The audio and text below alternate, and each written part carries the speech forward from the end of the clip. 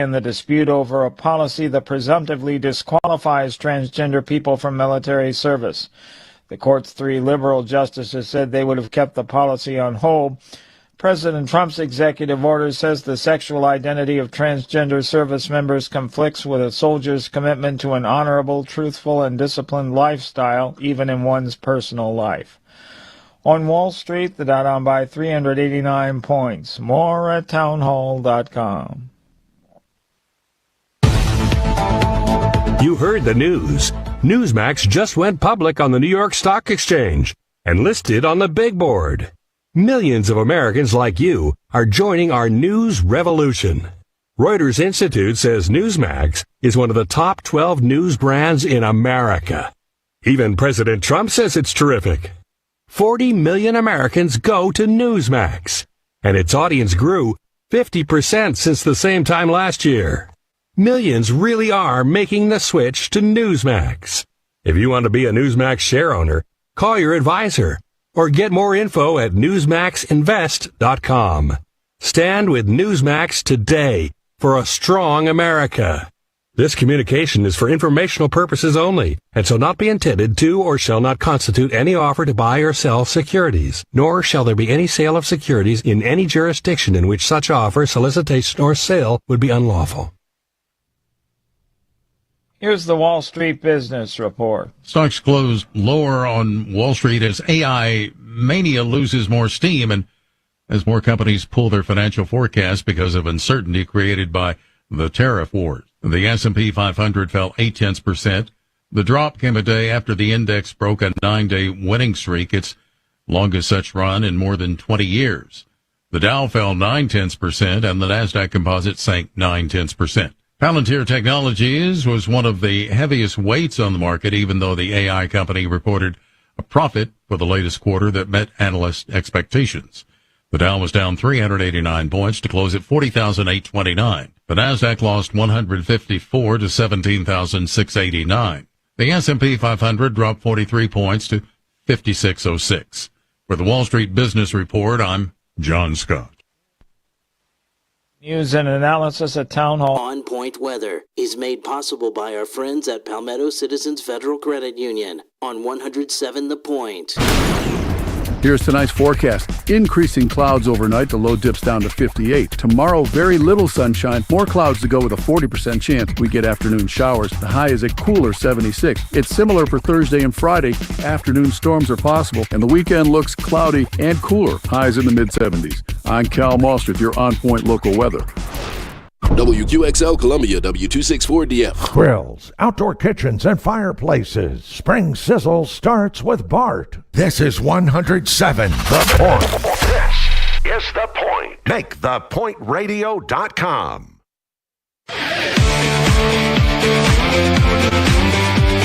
This is Sports Talk with Phil Kornblut and Chris Bergen.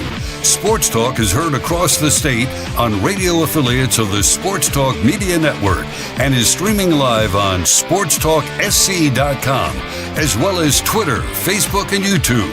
The South Carolina Education Lottery lucky number to call in is 888-898-2525. That's 888-898-2525. Now, here are Phil and Chris with tonight's edition of Sports Talk. All righty, welcome in. Tuesday edition of Sports Talk. Talking Tuesday, busy show for you. Glad that you are with us. Where else would you rather be on a beautiful Tuesday? Well, maybe in a swimming pool somewhere. It's hot enough. Maybe at the beach. That'd be a great place to be. Maybe on the golf course. Finishing up 36. This was like a 36 kind of day here in South Carolina. Hey, you know, we got a tournament at Myrtle Beach, a PGA tournament in Myrtle Beach, beginning on Thursday. Looking forward to that. Baseball tonight, Clemson and Coastal just getting underway. Matt Smith is there. He'll be joining us here shortly. He was telling me just a few minutes ago he's never seen so many people around Coastal Carolina. He said it was absolutely packed everywhere around the campus. The Coastal folks, this is like a Super Bowl kind of day for them with Clemson. And this game could certainly have some ramifications when it comes to seeding for the NCAA tournament. D1 Baseball just put out their latest projection for the 64-team field. They had Clemson as, if my memory's right, they had Clemson as the number 10 seed. So the Tigers dropping out of the top 8, but as a number 10 seed hosting, and Alabama would be the number 2 seed in that regional. And they had Coastal Carolina as the number 11 seed and hosting, with Florida in that regional at Coastal. You don't want Florida in your regional, ladies and gentlemen, if you're hosting. You don't want Florida. I saw them over the weekend. Arms, power, speed, confidence, they're getting better and better. So that would be a tough draw for Coastal. You know, you work all season and have a great year. You get in a position to host, and they throw a team like Florida in your regional. But, hey, they would take it and do the best that they can. We'll see what happens, but that's just what's being projected at this particular time. So they're just getting underway. We're going to keep a close watch on the ball game. In fact, we're going to update you on things here in just a moment. Also today, we had a chance with some other media folks to go over to Founders Park, have a weekly visit with Paul Mainieri, USC baseball coach. We've got the exclusive radio audio for you from what he had to say, and it was really good stuff. I know he was on radio on the Gamecock station in Columbia yesterday talking about things, and he was asked about his job security, more or less asked about his job security after there'd been some writing about that as well. In fact, I still can't believe that someone at South Carolina in the athletic department, a source for the state newspaper, would make a comment along the line, an open-ended comment along the lines of, well, we're not talking about the baseball coaching job during the season. That'll be discussed after the season. Well, that just opens up the door for all kind of speculation. I mean, that should have been shut down, nipped in the bud. As Barney would say, nip it in the bud, because this shouldn't even be talked about. It really shouldn't be something right now that is a point of conversation. In fact, I didn't even like really having to talk with him about it today because I have no reason to believe that his job is in jeopardy at South Carolina, despite what's happened this season. It doesn't make any common sense for South Carolina to do anything like that. I mean, you start firing Hall of Fame coaches with a great record like he has. On top of that, he seems like a genuinely nice guy. I don't know what he's like around his players in the locker room. Do they love him? Do they not like him? I don't know. Have they been turned off by him, or are they fighting for him? I don't know. But he's a genuinely nice fellow, and to have that kind of conversation, I just think is, out there in the public. I mean, that's just crazed fans thinking that you got to you got to go to Omaha every year, and if you don't, I mean, I give it up that South Carolina should always be in position to make the NCAA tournament. Any year that they don't make the NCAA tournament, that's a disappointment. Now, I think that's a granted. They're at that position. And when you don't make it to a super and you don't make it to Omaha, that's doubly disappointing. Okay, that's doubly disappointing. I get that. But getting to Omaha, that's not a birthright thing. You're not granted that by any means, It's not a right, it's a privilege to get to Omaha. And you have to earn your way there, and it's tough. It's so hard to get there. I happen to think that the grind of the baseball playoffs might be the most difficult playoffs in all of college sports, the grind that you have to go through. But anyway, I again, hopefully, and look, they're going to take some more lumps. They might get swept by Auburn this weekend. But Auburn was a team last year that wasn't very good, and they've turned it around, made themselves into a top 10 team. So they've turned it around, and Mainieri believes that South Carolina is going to turn it around. This wasn't on the tape, but after we stopped talking to him, he continued to talk with us, and paraphrasing here, he said, I might die trying, but I'm going to get this turned around, So you'll hear, I'm going to play the whole thing for you coming up here in the second half hour, because it's good stuff. It is interesting. Everybody likes a train wreck, So we're going to have that for you coming up here in the second half hour. We will be joined by Wofford football coach Sean Watson at 7:05 as we review the spring with the Wofford Terriers. Looking forward to that. Josh Harris, 7:35. Big news from NASCAR today. Next year, the championship race is going back to Miami Homestead, leaving Phoenix, going back to Miami. I'm sure he'll have some thoughts on that and other things around NASCAR. All right, is that Smitty on the line? Okay, they're underway. They're at Coastal Carolina, 14th ranked Coastal, 9th ranked Clemson. Smitty, welcome in. You are amongst a lot of people there at Coastal.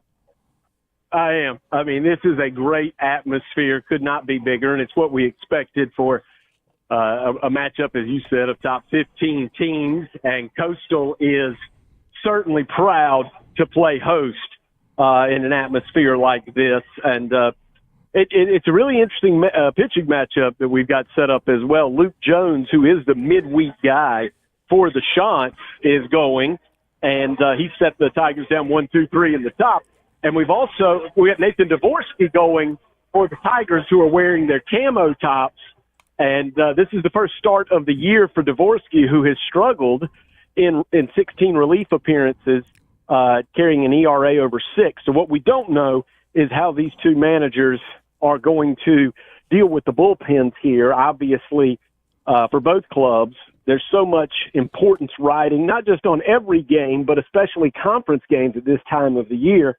And we'll just have to wait and see how the bullpen management works out here. But Coastal wants to get this from an emotional standpoint. And frankly, Clemson needs it. Clemson needs a get-right situation with what's happened to them recently at NC State and then in Tallahassee. Take us around the stadium and what you're seeing from a fan standpoint and what it was like outside the stadium. I mean, it kind of feels like a regional tournament atmosphere for this game. Yeah, absolutely. Well, this is a potential super regional matchup, and that's exactly the kind of crowd you're getting. It took me, 30 minutes to get across campus. And for those that know Coastal Carolina's campus, it's a little bit sprawling, but not like a Big Ten campus, but there was a lot of pedestrian traffic. This is the biggest crowd ever at Springbrook Stadium here in Conway. This is the largest, and you would say standing room only, but there's no standing room.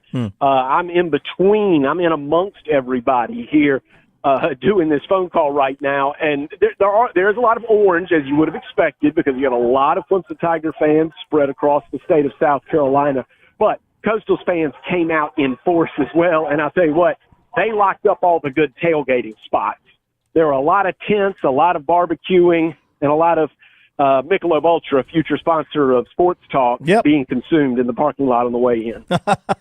I got to believe that places like Coastal, College of Charleston, I mean, they got their fan bases, and they don't want to see Gamecock fans, Tiger fans come into their place and take over. So I'm not surprised they turned out in big numbers. So it's scoreless, bottom of the first, and Coastal's got runners on the corners and nobody out. So I'll let you turn your attention back to the game. You can do autograph signing later on if you want to, and we'll hear from you a little bit later.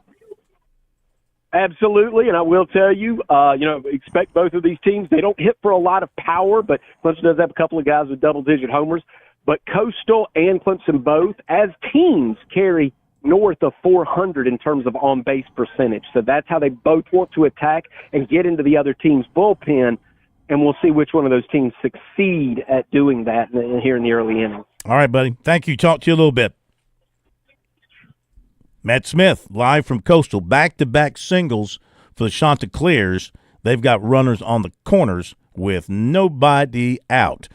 The other big story today is something that had been out previously and was confirmed today by Clemson and by Notre Dame, and that is that they will be playing each other in football now moving forward starting in 2027. It's a 12-year series between the Tigers and the Irish, and this is also, of course, going to include the games that Notre Dame will be playing against Clemson the 5 annual ACC games, and it says that the Notre Dame-Clemson games do count towards Notre Dame's 5 annual ACC games during years in which those games are already in the league's scheduling rotation. Other years, they do not count. So those years that Notre Dame was already supposed to play Clemson,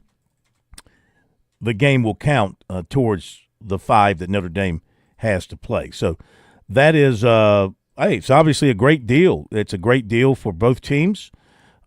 Two college football brands going at it on a regular basis, good television reviews on that, good TV numbers, etc. So yeah, that's a natural, as these two teams have become even more of rivals since Notre Dame became that sort of partial football member of the ACC. Of course, they're never going to join a conference for football unless they absolutely positively have no other choice when it comes to the playoff situation. If they ever get to that, then Notre Dame will have to probably do something. But at this point in time, can't see that happening. Also today, University of Florida announced a contract extension for basketball coach Todd Golden after winning the national title. He agrees to a new 6-year contract through 2031 that will place him among the highest paid coaches in the country.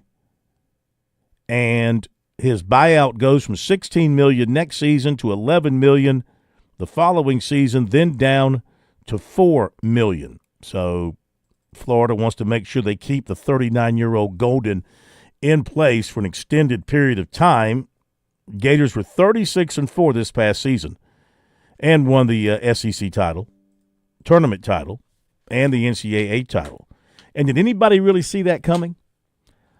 I'd have to go back and look at the preseason rankings to see where Florida was, the SEC rankings to see where Florida was in the preseason. I'm not sure that people really saw Florida emerging as that team this year. College of Charleston men's basketball team will participate in the 2025 Paradise Jam, taking place November 21 through 24 in St. Thomas, U.S. Virgin Islands. Charleston is joined by Akron, Evansville, Green Bay, Iona, Oregon State, UMass, and Yale. The new pro hockey team in the PD, their nickname will be the Ice Cats. Okay, there you go. Professional hockey returning to Florence. They did that once before. They had a lot of success. I don't know why it faded away, but I do recall them having a lot of success back when they first got started. So it's going to be the Ice Cats for this new team in Florence. And this other note, by the way, this was on TigerNet from yesterday. Clemson is adding handrails to the aisles and steps of Death Valley. Well, those of you who sit in the upper deck probably think that's a good idea because that's a steep climb up there. New handrails on the lower deck. The project has been a few years in the making, David Hood wrote. He said a Clemson spokesman said the school had been looking for the perfect time to make the changes. Work was begun after the Savannah Banana game. Handrails are already in place on the north and south upper decks. Oh, I didn't realize that. Okay, my bad. So they've had them in the upper deck. They're going to add them to the lower deck. So you definitely need them in that upper deck. The few times I've been in the upper deck there at Clemson, it's a pretty steep feeling. Of course, I imagine Williams-Brice probably feels the same way for those of you who sit up in the upper deck there. Okay, quick update on the ball game at Coastal Carolina, and Chanticleers have taken a 1-0 lead. They're still batting in the bottom of the first with 1 out. They got the run home on a balk. It was a balk that got the run home. So 1-0, Coastal Carolina up early on Clemson. Our phone number, 888-898-2525. That's the South Carolina Education Lottery lucky number for you right here on Sports Talk. Love to hear from you. And our text line number to reach us via text message, 803-900-4847, 803-900-4847. Phone calls, texts coming up, Paul Maneri coming up. Sean Watson coming up, Josh Harris as well. We'll be back after the break. When I grew up, I want to be a nurse. I want to be an engineer. I want to be a teacher. There's never been a better time to start making their dreams come true. Future Scholar, South Carolina's 529 college savings plan, makes it easy to save for their future education. Contributions are tax deductible, earnings are tax free, and you can start saving right now with any amount. Go to futurescholar.com today to discover the smart, easy way to save for college. That's futurescholar.com. We're with Major Billy Downer of the Department of Natural Resources. Major Downer, let's say I'm out in the woods or I'm on the water and I need to reach a DNR agent. How do I do that? Operation Game Thief, Phil. It's been around 30-plus years. You can call us at our 24-hour hotline any time of day, 1-800-922-5431. To report wildlife violations or to get help if you're in trouble in the woods or on the water, call us at Operation Game Thief, 1-800-922-5431.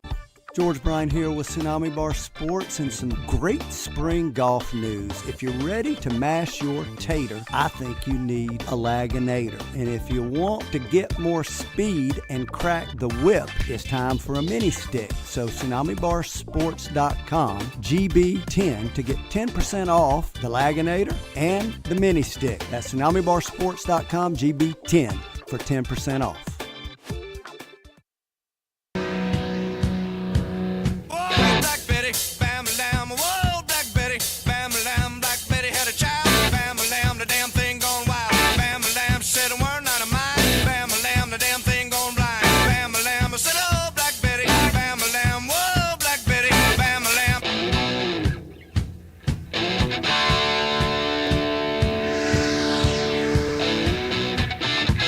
Poll question of the week here on Sports Talk, presented by Larry Lucas Insurance. Give Larry a phone call, 803-799-1998. Let him handle all your insurance needs. I mean, we're talking auto, home, life, umbrella, boat, motorcycle. Insure your producer. We have the plumber. He is heavily insured. We ensure that he shows up every day to do his job. Poll question of the week is about Paul Mainieri, and what is your confidence level that he'll turn things around in 2026? 122 votes in now. 77.9% have voted. They have no confidence at all. 13.1% put the confidence level at 50%. 6.6% are 100% in the he will turn it around department. And 2.5% are 75% sure that he'll turn things around in 2026. Coastal scored another run. They go to the top of the second. It's 2-0 Coastal. Tigers Shants get a sacrifice fly. So 2 runs, 1 on a balk, another on a sac fly, and they lead 2-0, top of the second. We go to Tiger Bryan getting us rolling tonight here on Sports Talk. Welcome in, Tiger Bryan. Well, you gave me the wrong message I wanted to hear, my brother, but hey, it's all good. It's early. Got a lot of innings left. Well, we've been playing little league ball here the last 2 weekends, Yeah, but it's all good. You know what? Mm-hmm. Yeah, I don't have the money you have, Corn. I had to cut grass, weed eat, start the pool up, get it. Give me the hint where I get some of that money. I can get somebody coming over and do my work. Man. I mean, come on. This is what you were doing today? You did yard work and you got your pool? Hard work, yeah. And got to go get about 40 bags of bolts tomorrow. Oh, man. Yeah, she's working me like a calling a pony now. I'm telling you. I'm gonna give you a phone number so you can tell me he's on Tiger Bryan. I bet you get yard of the month on a regular basis. No, I just try to make my happy wife, happy life. You know what I mean? Heard that. But I'm gonna tell y'all something. Everybody's sleeping on Clemson this year. Football. They play praise and Gamecock game. Them Gamecock people are gonna get a rude awakening this year. But not just us. We're gonna wear them out, sure enough. But you're not drinking the Gamecock Kool-Aid here in the offseason? No, I'm not drinking nobody's Kool-Aid. I drink Bud Light and natural. Ultra Light. Yeah. But well, you're but you're drinking. Hey, I'm drinking a few now. I've been working all day. I can tell. Hey, don't observe it after you've been working all day. I can tell you. And when you're hot and sweaty, that alcohol gets into the system a whole lot faster. But I was going to say this: you're drinking the Clemson Michelob. No, I'm drinking the Clemson the truth be known, screwdriver, orange vodka and orange juice. We ain't gonna be drinking no orange drink. Yeah, Clemson don't have high octane. So you're buying what people are saying about Clemson, but you're not buying what the same people are saying about South Carolina. No. Yeah, no. Well, I think they don't have the talent we got. I think. Clemson looks really good once again on paper. They look really, really good in a lot of areas, and I don't really, outside of determining who's going to be your go-to running back, I don't really know of too many areas of weaknesses on that team. Maybe your tight end. I know you got We got the basketball player, Cole. We got him. Yeah. Maybe he emerges. You got Olsen. He dunk a couple times. He does. He can dunk a ball. He's a physical guy. I know you got Olsen Pat Henry back, and he's a good tight end. And Josh Sapp is back. He's a good tight end. And Betancourt's going to get his shot. So, that might not be a position of weakness. It'll be a position of some inexperience. Running back. Don't worry about running backs either. You know what they're going to do? Randall's going to run a little bit. He's a man. He's going to get them young bucks running, and he'll go out the backfield and catch the ball because he used to be a receiver. So, he's a double weapon, you know what I mean? It's going to be all good, brother. Mm-hmm. Are you expecting an undefeated season? I can't predict the future. If we stay healthy, we can go all the way. That's all I got to say. And I thank everybody in Clemson Gamecock fan that reached out to me about my son. He's doing better. Good. Good to hear. He's doing a lot better. He still ain't out of the woods, but he's doing a heck of a lot better than he was. You know what I mean? Well, you hang in there with him and tell him that everybody's thinking about him. Yeah, I will. Hell, he's got 1 degree from South Carolina. He's getting another one at USC Aiken. He said, he got a Clemson card. I wouldn't let him. I put money in his bank account. He got to have a Clemson card. He's got to have a Clemson what?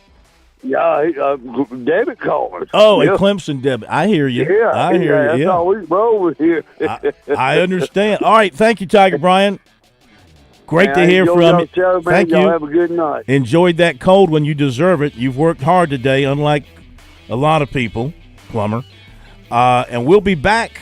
More of your calls coming up. On Point Weather is made possible by our friends at Palmetto Citizens Federal Credit Union on 107 The Point. Here's tonight's forecast. Increasing clouds overnight. The low dips down to 58. Tomorrow, very little sunshine. More clouds to go with a 40% chance we get afternoon showers. The high is a cooler 76. It's similar for Thursday and Friday. Afternoon storms are possible, and the weekend looks cloudy and cooler. Highs in the mid-70s. I'm Cal Moss with your On Point local weather. Hey y'all, it's Ted from Flight Deck Restaurant. We're introducing the Wing and a Prayer Wednesday special. Purchase an order of wings and a drink and get a free gift card for the arcade. We have some of the most mouth-watering jumbo wings like flamethrower hot wings, barbecue wings, teriyaki wings, honey mustard wings, terry hot wings. You can get a half dozen for $9.95 or a dozen for $18.95. Served with celery and choice of dressing. So come join us at Flight Deck Restaurant to enjoy some great jumbo wings and lots of fun in our new and improved arcade. And we at Flight Deck Restaurant thank y'all and God bless. With SRN News, I'm Keith Peters in Washington. President Trump says 3 hostages held by Hamas in Gaza have died, leaving only 21 believed to be still living. Trump on Tuesday noted that until recently it had been 24 people believed to be living. He did not elaborate on the identities of those now believed to be dead, nor how he had come to learn of their deaths. The Supreme Court's allowing President Trump's administration to enforce a ban on transgender people in the military while legal challenges proceed. The High Court acted Tuesday in the dispute over a policy that presumptively disqualifies transgender people from military service. The court's liberal justices said they would have kept the policy on hold. On Wall Street, the Dow down by 389 points. More details at srnnews.com. When your pipes panic, Franklin Plumbing and Drain Cleaning steps right in, fast and friendly. Josh and his team aren't just fixing leaks, they're restoring your peace of mind. This is when you're at your most vulnerable. You got a problem, you need a solution. They're not coming out to upsell you or talk you into something new this or new that. You'll appreciate their process. They'll tell you what needs to get done and what it'll cost before they ever even bring in their tools to start the work. They're locally owned, which unfortunately is no longer the norm in the Midlands. Franklin Plumbing and Drain Cleaning will treat every home like their own. They've done work for me, for my brother, countless numbers of Point listeners. Dial 799-2222 or visit franklinplumbing.sc.com and you tell them Kev from The Point sent you. You will experience plumbing that's more than just a fix. It's a solution from people who care about their work and stand by it. When you need them, please don't panic. Just call Franklin Plumbing and Drain Cleaning, 799-2222. Are you ready to have a boatload of fun this spring? Sail on down to your local Palmetto State Armory store and deck yourself out in our new lifestyle t-shirts, hats, and fishing shirts. Seize the day with brands like Hey Dudes, Costa, Turtle Box, Local Boy, and more. Our selection of rifles, pistols, and shotguns is sure to impress. So don't be left fishing for something to wear once the warmer weather has arrived. Check out one of our 9 retail locations or PalmettoStateArmory.com to outfit your next adventure. It's painting season in the Midlands, and Southern Palmetto Painting and Renovation sets the tone for inspired living. Watch your home change from ordinary to outstanding with colors that liven every wall and craftsmanship you can trust. Michael and his team are fully licensed, bonded, and insured. They care for every detail inside and out of your home. Let's give your home the style and care it deserves. Call 922-5615. Southern Palmetto Painting and Renovations, where every project reflects pride. Escape the hustle and bustle of everyday life with Spa MD, your sanctuary of rejuvenation. Feel the tension melt away as our expert team guides you through your customized wellness journey. From soothing massages to revitalizing treatments, we promise a remarkable experience that leaves you feeling renewed and empowered. Discover the calm within every visit. Reach out at 251-9400 or online at visitspamd.com to explore your options. Your oasis of tranquility awaits. Hi, I'm Dondi Mercer-Plank. Whether you're a seasoned gardener or just starting, let me introduce you to Grow Your Garden with Sal, your go-to spot for everything you need this season. As a South Carolina certified farm, they offer locally grown vegetable seedlings, plants, and seeds to help your garden thrive. And don't worry if you don't have a green thumb, Sal and her team will teach you how to grow with confidence. Shop online at growyourgardenwithsal.com or stop by 113 Hilltop Drive in Columbia.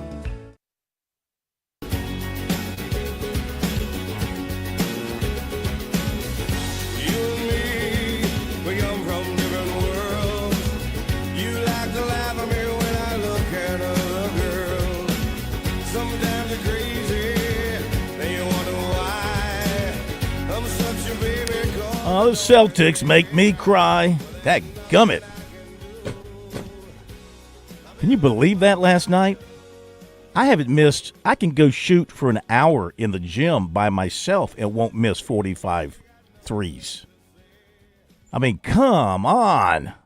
You know, at some point in time, you have to change your strategy. You just can't keep shooting threes and the threes aren't dropping. I'm sorry. You have to attack sometimes, Celtics. Attack! Anyway, it's early. It's early in the series. I watched more of that game than I did of the Pistons the entire season. See, there you go. It's I was screaming, "Let's go Knicks," the entire night. Yeah, I bet you were. Yeah. Loser. So, South Carolina women, they go out and shoot 2 over today. Still lead their regional. They're 5 under. 6 shots ahead of UCLA. Florida can't beat South Carolina in golf. They are 8 shots back Ole Miss, and Virginia. Those are your 5. Top 5 teams after tomorrow's round will advance. South Carolina, UCLA, Florida, Ole Miss, Virginia right now. And they're playing in Charlottesville. Individually, South Carolina's Louise Rehnquist, she had an even par round today. She is 4 under for the tournament. A shot off the lead. Paula Francisco of Florida remains the leader. Isla Galitsky, 1 over today, -1 for the tournament. She's 5 under par for South Carolina. Hannah Darling, another even par round for her, and she's 7th, obviously even for the tournament. So South Carolina is in position to win that regional, advance to the NCAA championship round out in California. As for the College of Charleston, in the same regional, the Cougars are in 10th place. They were 15 over today. What's important for them is the cut, but it's going to be tough. They're 33 over par.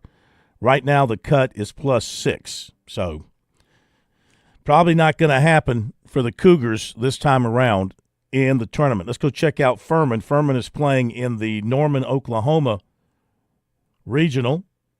Things did not get off to a good start for the Paladins yesterday. And today they went out and had a round of 10 over. Leaves them at +21. I'm sorry. Yeah, that's right. Leaves them at +21. They're in 9th place, and the cut is +2. Cut is +2. They're playing the third round out there today as well because of the weather, due to the weather. So they're already into their third round. So let me update that. Their third round is ongoing. The Paladins are on the course in the third round, and they are +2 in the third round. So +10 round 2, on the course +2 in round 3, leaves them at +21, 19 shots back of the cut. Stanford is the leader there at 20 under par. So looks like South Carolina is going to be the lone team from the state that's going to make it to the NCAA championship round. College of Charleston leading the Citadel 4-1. They're in the bottom of the second. Coastal 2-0 over Clemson. They're in the bottom of the second as well. Back to the phones we go. Over to Bobby in, is it Casey or West Columbia? Bobby and Casey. Hello, Bobby. Welcome in. How are you? Hello, Phil. Well, my big thing tonight is Notre Dame's not going to the ACC, but they're staying on NBC and they're playing the ACC schedule. How about that? Well, who thought they were going to go to the ACC? I mean, really, who thought they were going to the ACC? It's a trick question. They were never going to the. They're never. The only way Notre Dame joins a conference is if they have no choice to make the playoffs, and they're probably never going to draw it up so that Notre Dame has to face that. Right. So Notre Dame holds all the cards like usual. Correct. That's what I'm saying. Yeah, they're going to have their pope, their pope. They're going to have their pipe, and they're going to smoke it too. They're going to have everything. Yep. They're going to have their own. I mean, NBC's going to continue to re-up the contract, Right. so they got their own contract. They don't have to share that money with anybody. Exactly. And they're going to play Florida State, Georgia Tech, Clemson, Miami, and there you go. Yeah. And they're going to have that pipe. They're going to have that pipe and smoke it too. So Good luck, Phil. Yep. Take care. Thank you, Bobby. Thank you, Bobby. Appreciate it. Got a message in here. Our text line number is 803-900-4847 from a I know who this is from. I'm not going to identify him, but at least he didn't use a bunch of vulgarity, and we can read his particular text this time. Clemson is playing chess versus checkers with football, adding Notre Dame for 12 seasons. It must be nice being a superior football program in the state in South Carolina. Of course, you do realize South Carolina plays on an annual basis many more better teams than Notre Dame, many more highly ranked teams than Notre Dame on an annual basis. Anyway, I'm sure you will spin it. I didn't even get to that part. I'm sure you'll spin it that America would want to watch Carolina than Clemson. Clemson football is must-see TV. No, I wouldn't spin that. Clemson's a brand. When you win 2 national championships, like Clemson has done in the last, 10 years or so, they're a brand, and people are going to want to see them. No question about it. They're a big attraction. I don't think South Carolina by any means is the same brand as Clemson is right now. You got to go win something before you become a brand. You got to win a conference championship. You got to win a national championship before you become a true brand. Clemson is a brand. The Tiger Paw is an ingenious form of branding, not only for Clemson athletics, but for the entire Clemson University experience. I mean, that's what it is. It's the Tiger Paw. That's the thing they hang their hat on. So South Carolina's not there. No question about it. Gamecocks had, I guess, a brand in baseball. That's why the baseball team has their own logo separate from what the other teams have. I think the South Carolina women's basketball they have a little bit of a different branding type thing. Like on their X account, it's kind of different from the accounts for the other teams. You win championships, you stand out, you're a national name, you get to do that kind of thing. But no, Clemson's definitely a national brand, and Clemson and Notre Dame, if both teams remain at a high level, it's going to be a very appealing game to watch on television across the country. No question about it. Okay, thank you very much for the phone call. Let's go to the break, and we'll come back and hear from Paul Mainieri. I think you want to hear what he has to say here. This really should put to bed, I think, any conversation about him as the baseball coach at South Carolina. He is the baseball coach. My belief is he will continue to be the baseball coach. My belief is that they'll turn this thing around with their off-season recruiting, preparation, and maybe a little bit of luck from the injury bug standpoint next year. But you're just going to have to give them a chance. Be right back.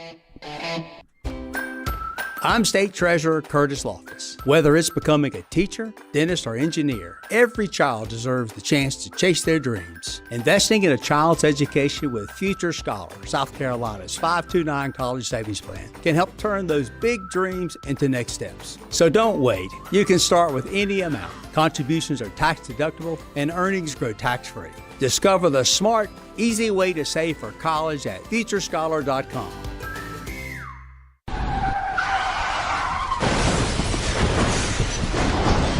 I'm attorney Jim Corbett. That's the sound of a big hit on you and your car or truck. I've been an attorney for more than 30 years, helping people who get injured in car wrecks and truck wrecks. If you have serious injuries, call Jim Corbett, 803-765-2968, or email me at jim@jimcorbettattorney.com. That's Corbett. I don't get paid unless I recover for you. Jim Corbett Attorney, for your best recovery from a big hit, 803-765-2968, or jim@jimcorbettattorney.com.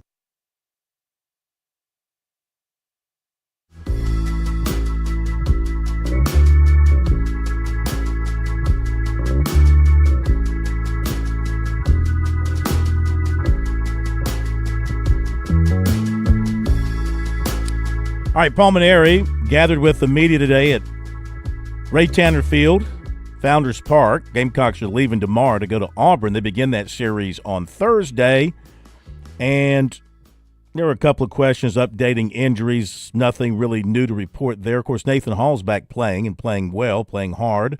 The Gamecocks remain without, of course, Petrie for the foreseeable future. He could be back by the SEC tournament.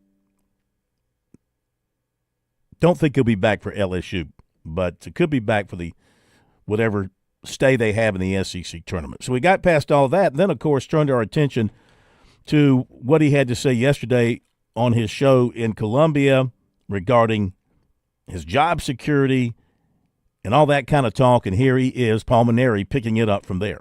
I'm the coach at South Carolina. Nobody has told me anything different or implied anything different, and I'm totally committed to being here, and I want to see this thing get on the tracks in the right way. And I've been through this before. My first year at LSU was, equally as difficult, and Terry and I went out. We recruited a great class that first year while we were, grinning and bearing it through the first year. And the next year, we started slow.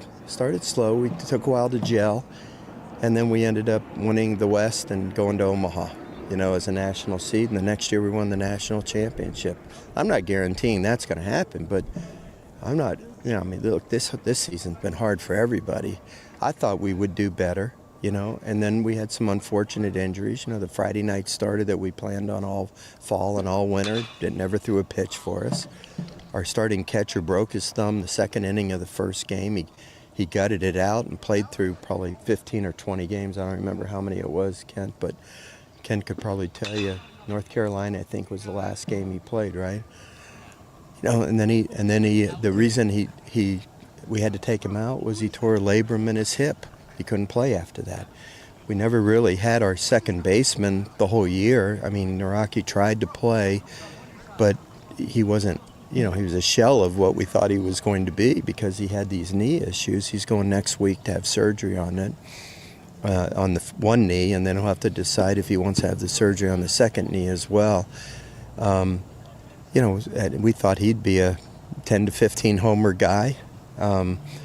Look, I'm not making excuses. I'm just saying these are the facts. We lost some key guys, and when we started the SC, look, we beat every team I guess you could say we were supposed to beat, right?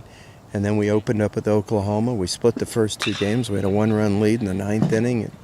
We make an error with 2 outs in the ninth. Otherwise, we win the first series. And who knows what would have happened if we would have gained a little more confidence. But I'm not saying it would have been any different. How do you know? Arkansas, was a much better team than us, quite frankly. And we had a chance to win one of those games. We didn't. Then we had Tennessee, and Tennessee is a better team than us right now, and we had a chance to win one of those games, and we didn't.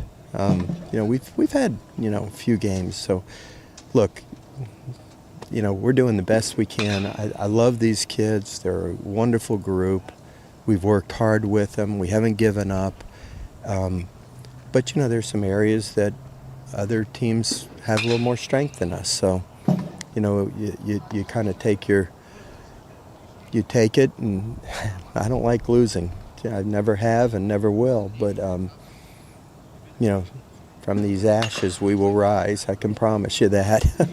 Question it. The recruiting yesterday and how you guys are kind of busting it. I think you even got a commitment yesterday. How has it been going on recruiting? Actually, it's been going great. Somebody plants seeds out there, that, the coach is going to resign, he's too old, and, his status is, and all that does is hurt recruiting, those kinds of things, because that's what, and those probably rumors are planted by the coaches at other schools in our league to try to give themselves an advantage. People are looking around saying, why are I can't tell you who they all are, but, we've had not only great commitments for next year, but the 26 high school graduating class. We got an unbelievable class we're putting together. And people are, and we're beating the top schools in the SEC for those kids. And they're probably all like, well, we didn't think South Carolina could beat us on these recruits. So we've got to somehow discredit South Carolina. The coach isn't going to be there. The coach is going to resign. They're going to fire him and all this stuff. If there's going to be a change made, it's news to me. I'll tell you that.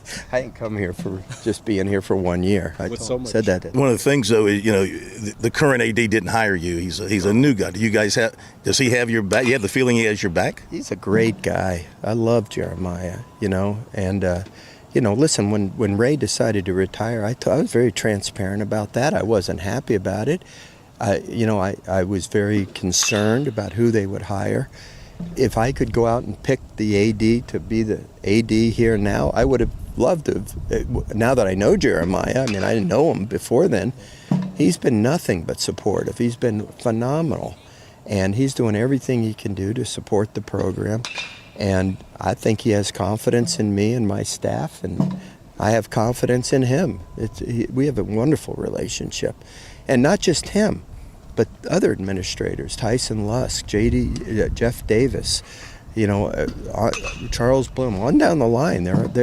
They've been nothing but great. We had a head coaches meeting yesterday. I sat with Shane Beamer. He's totally supportive. I mean, Lamont's been amazing. I mean, everybody, Ashley, I'm so happy for her. She did it in the first year. It's a much smaller team. A couple of key players can make a good difference, and she's done it. I'm so happy for her. And that probably makes me look bad, but it's okay.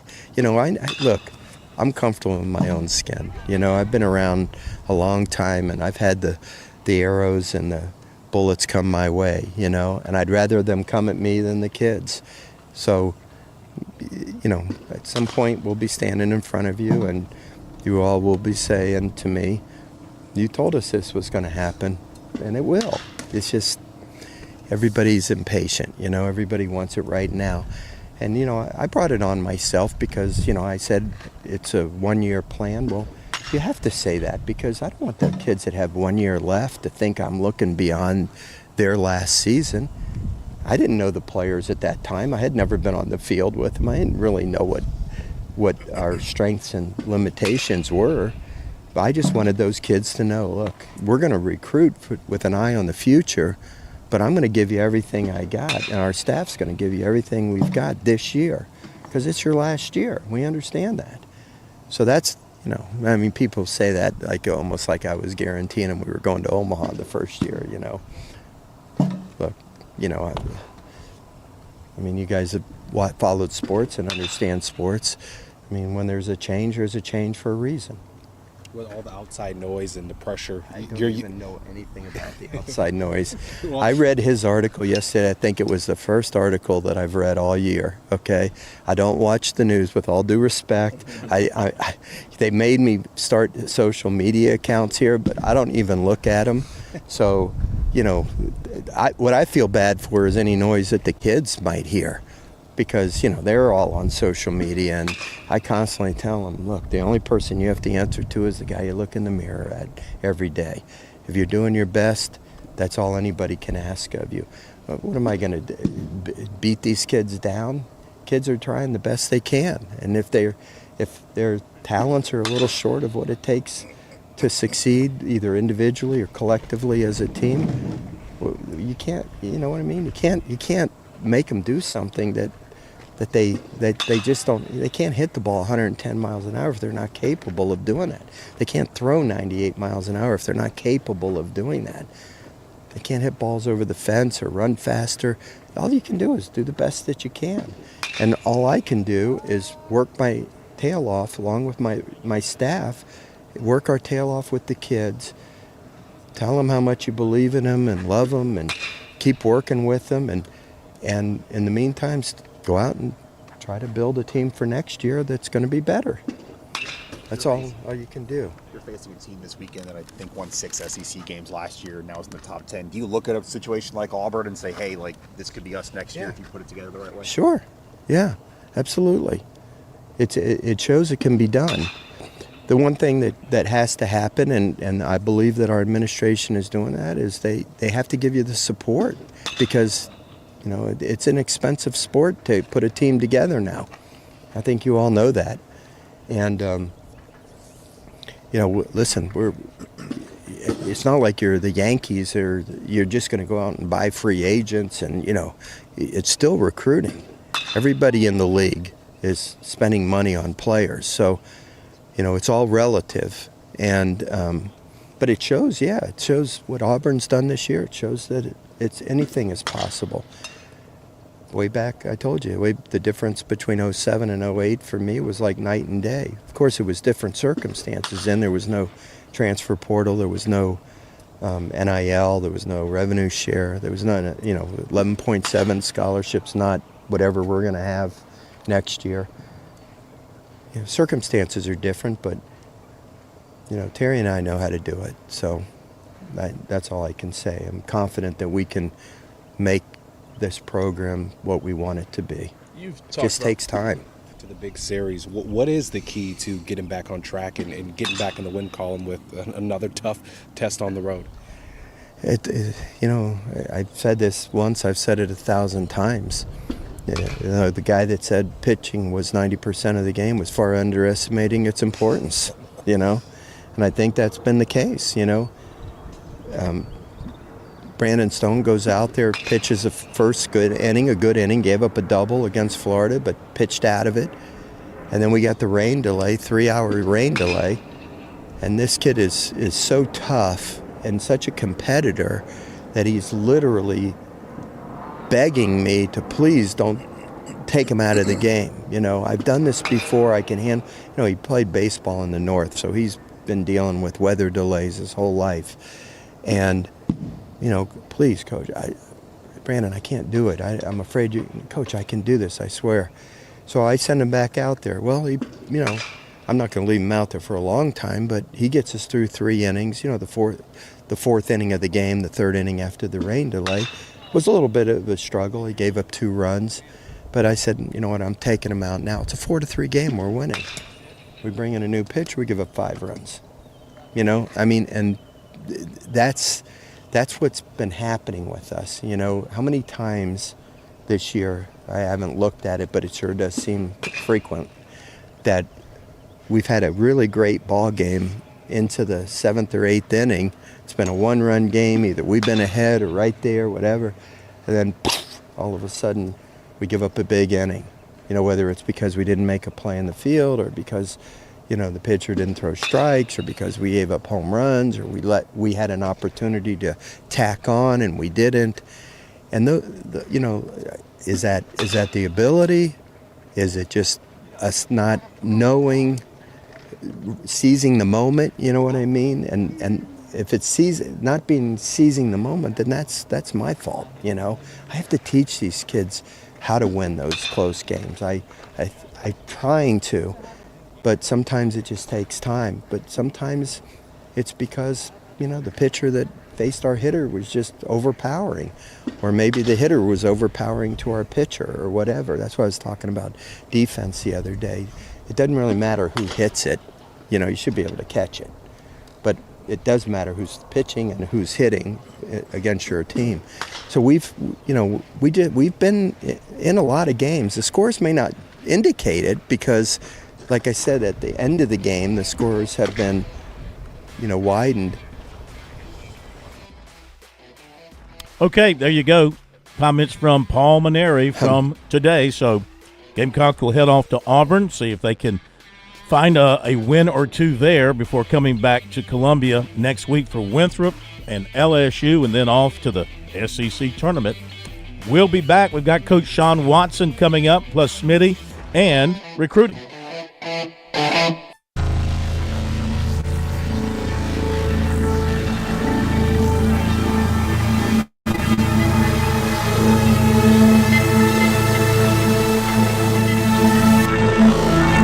WQXL Columbia, W264DF. Grills, outdoor kitchens, and fireplaces. Spring Sizzle starts with Bart. This is 107 The Point. News this hour from townhall.com. I'm Keith Peters in Washington. The Supreme Court is allowing the Trump administration to temporarily keep transgender people out of the military. White House correspondent Greg Clugston reports. A divided high court ruled that the administration's transgender ban in the military can be enforced while legal challenges proceed. The court's 3 liberal justices said they would have kept the policy on hold. President Trump recently signed an executive order that claims the sexual identity of transgender service members conflicts with a soldier's commitment to an honorable, truthful, and disciplined lifestyle and is harmful to military readiness. Greg Clugston, the White House. The public and lawmakers want answers about the problems occurring at Newark International Airport. Senate Democratic leader Chuck Schumer is calling for a federal investigation into recent delays and outages at the Newark Liberty International Airport that lawmakers have blamed on outdated technology and long-standing staffing shortages they say have worsened under the Trump administration. Schumer is urging the Federal Aviation Administration's Office of the Inspector General to probe problems at the airport, which included a radar and radio outage last week that left air traffic controllers unable to track aircraft or talk to pilots for 90 seconds. Bill Alexander, Washington. The deadline for having a real ID in order to fly is almost here, but Homeland Security Secretary Kristi Noem says the goal is to make tomorrow's real ID deadline seamless. What will happen tomorrow is folks will come through the line and they will issue their ID and show it. If it's not compliant, they may be diverted to a different line, have an extra step, but people will be allowed to fly. 81% of travelers already have IDs that comply with the real ID requirements. On Wall Street, the Dow down by 389 points. More at townhall.com. If you're living with pain, see how Relief Factor can help. I'm an artist and I'm in my studio. I listen to the radio all day and I'm hearing the ads about Relief Factor. And I've got pain in my neck and it's getting worse. And I'm thinking, well, I'm going to go ahead and order this. 2 weeks later, I've got much better range of motion. If you're experiencing pain at a certain point in life, I would get Relief Factor. Fight pain naturally with Relief Factor. Go to ReliefFactor.com and get your 3-week quick start today. Only $19.95. At Straight Talk, we are all about no-brainers. Calling Grandma for her recipe, no-brainer. Streaming one more episode at 2 a.m., big no-brainer. Getting real unlimited data where you buy bananas, the ultimate no-brainer. Switch now and get a free Samsung Galaxy A16 5G or Moto G Power 5G 2024 with select plans. Straight Talk, real unlimited data. Available at Walmart and StraightTalk.com. Offer valid through 5/19/25. Taxes and fees apply. Requires in-store single line activation on qualifying plan. For network management practices, visit StraightTalk.com/terms. Copyright 2025 Verizon. 70,000 lollipops showed up at a second grader's home after young Liam LaFavors got a hold of his mom's Amazon account. We hear more on this delectable story from correspondent Julie Walker reporting from New York City. He told me that he wanted to have a carnival, and he was ordering the Dum-Dums as prizes for his carnival. You know, again, he was being friendly, he was being kind to his friends. That kindness cost $4,000. I just panicked, and then when I saw what the number was, I just about fainted. She tried to get her money back from Amazon, but the lollipops were listed as non-returnable, so she turned to the TV station for help and finally got a refund. LaFavors says her son has developmental delays but does know how to use her account, so she's now changing the settings. I'm Julie Walker. News and analysis available at townhall.com. From Washington, I'm Keith Peters. On Point Weather is made possible by our friends at Palmetto Citizens Federal Credit Union on 107 The Point. Here's tonight's forecast. Increasing clouds overnight. The low dips down to 58. Tomorrow, very little sunshine. More clouds to go with a 40% chance we get afternoon showers. The high is a cooler 76. It's similar for Thursday and Friday. Afternoon storms are possible, and the weekend looks cloudy and cooler. Highs in the mid-70s. I'm Cal Moster with your On Point local weather. WQXL Columbia, W264DF. Grills, outdoor kitchens, and fireplaces. Spring Sizzle starts with Bart. This is 107 The Point. This is The Point. Make thepointradio.com.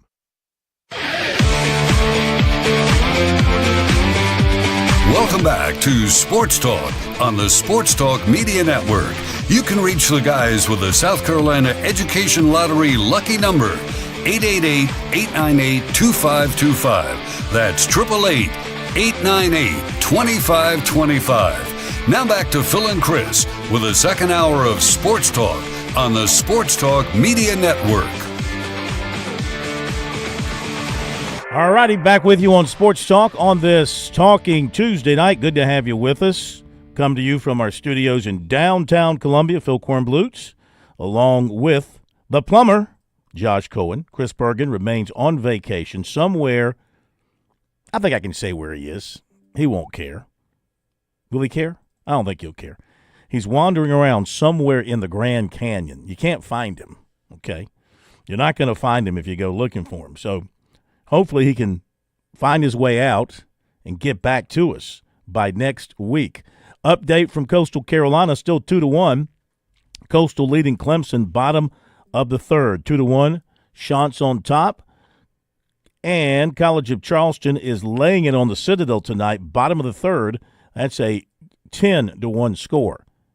At this point, we've also got tonight, let's see, Wofford. Here we go. Wofford with a 2-0 lead on Presbyterian as they play in the top of the sixth inning over in Spartanburg. And that's a great lead-in to having Coach Sean Watson with us, the head football coach of the Wofford Terriers, as we continue to check in on teams around the state post-spring practice and just a way to scratch that itch till we can get to August and get down to some serious football conversation about the upcoming season. Coach, good evening. How are you? I'm great. Thanks for having me. As always, appreciate you being with us. So how would you summarize your spring drills getting ready for 2025? We had a really good spring. I was really pleased with the progress that we made. College football is such a different place, especially this year with everybody. I think we all had, somewhat of a new roster in the spring. So, it was, but we had a really good spring. I thought we had a really good winter. We have a really unique blend of players. Our model, we're not a big transfer portal program. We're a high school program. Bring them in, recruit them, develop them, coach them up. And we have a really good sophomore and freshman class. It had really been our first two recruiting classes. And then we were able to add some really, unique, talented guys in through the portal because of losses that we had. So once we got everybody here, we started off winter conditioning. Keith Swift, our strength coach, and his staff did a tremendous job. We're really making gains that, I feel really good about right now as a head coach. I love what he's doing. And then we took that and went into spring practice. And, those first few weeks, everybody's learning a new language, whether it's guys that were younger players have been with us or it's the newcomers. And, by the time we got to really the third, fourth and fifth week in particular, we really took off. So, I thought we had a really good spring. Like where we're at, got a lot of work yet to do, but I really like what happened. Well, I got to believe that offense got a lot of attention from you in the spring. Obviously, every part of your team did, but I know you're still trying to get this offense up to speed to where you would like it to be after averaging 16 points per game last season. So did you take a big step forward on the offensive side of things in the spring? We did. We have, we've been a work in progress in the offensive line, and I would put, the tight end position with that. Just in where we inherited the program from and what we had to do in building it. And Corey Woods has done a tremendous job. He and Pete Collins. And I really like, I like our depth. We're playing with our guys now. So, it was, I think we took a real step in that a positive direction this spring. We have a good running back room, and everything in college football or any football, I don't care what football it is, starts by being able to present a run game. And, we've got some talent on the edges, in terms of our wide receivers and then tight ends also. And, I really like our quarterback room. We've got a really good one. So it was a fun spring. What is the quarterback situation coming out of the spring? You talk about your quarterback room. Do you have a set starter coming out of spring, or will the competition continue going into the fall? It'll continue. Those guys, we have really Ethan Drum, who's a high school mid-year transfer in, and, then Jordan Whitaker, transfer, and then J.P. Singer, transfer. And all of them had a really good thing. Once we got to the third week, that room is why we took off. They took off. They really rose, and the concept, what we were trying to do, we just kept getting, we just kept improving, getting better. So everything really runs through the offensive line by a quarterback room, and I was really pleased with the progress those three made in particular. We'll go into training camp still working with all three guys, and I think that's the best way for us to approach our work. And we're still learning. So it was. I love the talent though. I really love the talent. So I'm excited about what we can do with them.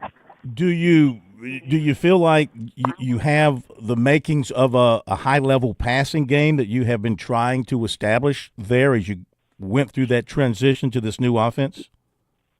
Yeah, I think the thing that's going to allow us, let's start with the offensive line. We're good up front, and this is the first. I think we're seeing the benefits of our hard work, development. Recruiting, development, the whole 9 yards, and it all starts with protection. So we're able to protect, and then we have some really good wide receivers, and I'm putting the tight ends in with that group and the running backs. We've got, when we put five guys out there, the eligibles, we can make matches, and we can get loose, and we can hurt people. So we really started filling, our freshmen, that Isaiah Scott was the kid that last year really, jumped out, I think, at a lot of people in our league and, across the country that saw us, played us and saw us play. And he just got better and better and better. And he owns his football now. And then, the room is highly competitive. We were able to hit with some really good players coming out of the transfer portal that have really added to us. So, I like, more than anything else, I love the attitude of, really the whole unit. Just that, they've got such a great attitude about everything. So we did our diligence, and we just got to keep working. We got a lot of work yet to do, but I like where we're at. Sure. Talking to Coach Sean Watson from Wofford for a few more minutes. Defensively, wasn't a terrible year for you. You gave up 25 points per game. I'm sure you'd like to see that decrease some. But in today's college football, if you're holding somebody around 20, 25 points, you're giving yourself a chance to win. Did you have to make any major adjustments on the defensive side here in the spring? No, the biggest thing for us is we're going to have to replace. We've been blessed. That side of the ball has been where our maturity has been. It was the most stable part of the program when we took over. It was I thought well recruited. We had playmakers. And really what made us playmakers. And we've been a top 20 defense the last 2 years has been the fact that we can cover, and we had 4 really good football players that played for us. A lot of football over the last 3 years that I've been here, and we've lost all 3 of them to graduation. So it's a reboot in the corners room, in the corner room. We have great safeties back with Max Pulley and C.J. Coons and Eli Campbell. I mean, they're really good. And then, really honestly, we're going to miss David Powers. We have some really good linebackers, some youth. Jalen Lambert's a kid that has been really, he's been really showing himself the last 2 years and flashing. And now he was very consistent this spring, really. He too owns his football, and he's really playing well for us. And then, we got some other really young, talented guys that have stepped up because now it's their time in the linebacker spot.